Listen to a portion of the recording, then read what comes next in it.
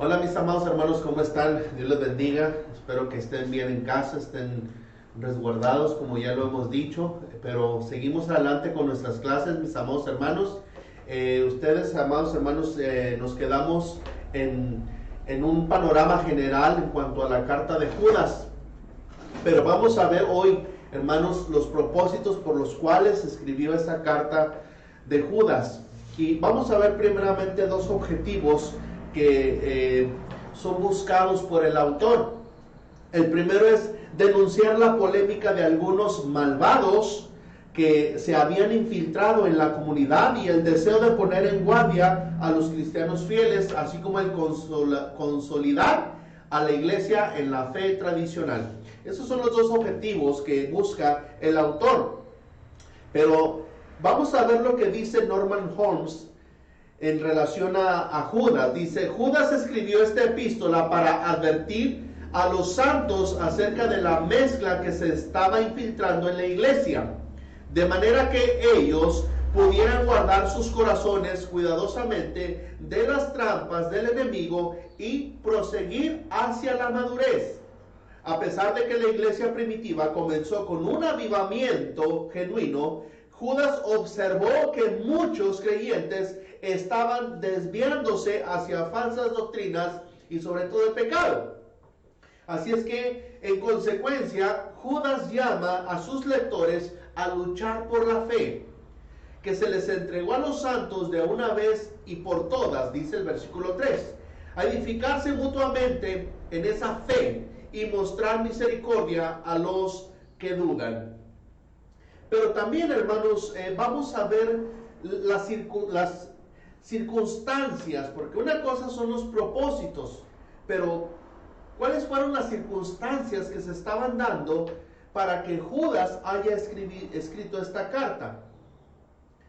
Vemos que al frente el adversario es difícil de identificar sobre la base del texto, que recurre a los modelos de la denuncia de estilo profético. Lo que se dice de estos disidentes no obedece a la preocupación de hacer de ellos un retrato objetivo, sino más bien a la de desenmascararlos y denunciarlos ante la comunidad cristiana.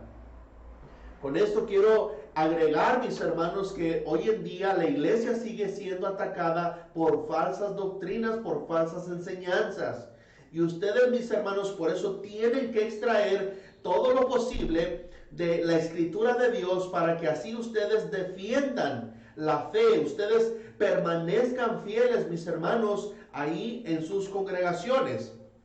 Ahora, en cuanto a esto que Judas estaba viendo, él veía tendencias sincretistas teórico-prácticas, caracterizadas por un espiritualismo gnostizante que desemboca en el libertinaje ético. El grupo de disidentes que vive todavía dentro de la comunidad, según el versículo 12 de Judas.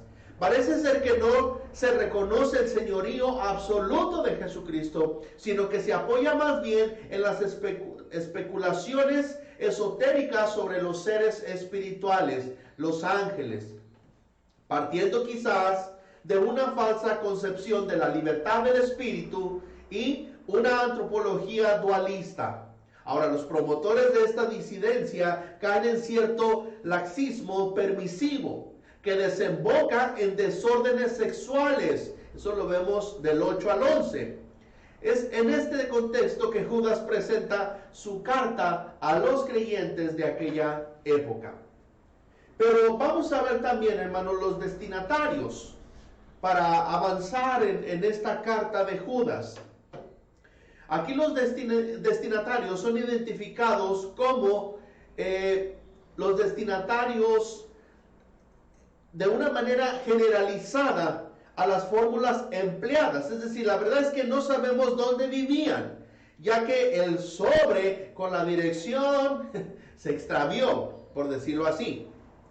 El saludo inicial es a los elegidos y amados de Dios Padre y conservados para Jesucristo, dice el versículo 1 de Judas. Se puede pensar en una comunidad cristiana de la segunda generación, de origen judío o al menos familiarizado con los textos de la tradición bíblica y con algunos escritos de la apocalíptica judía, pero expuesta a las tendencias sincretistas. El conjunto de todos estos elementos hace pensar en una o varias comunidades de judíos convertidos con una presencia de pagano cristianos.